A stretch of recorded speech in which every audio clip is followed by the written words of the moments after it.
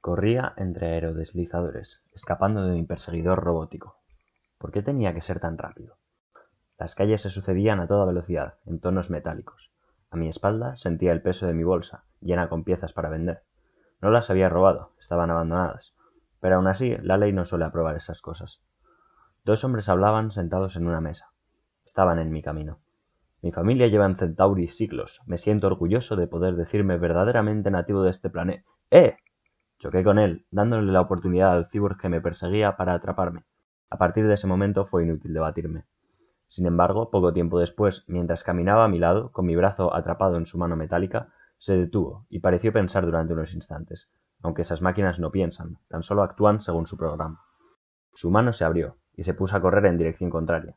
El cielo se oscureció de repente. Al alzar la vista, me asombré. El Imperio había llegado a mi planeta.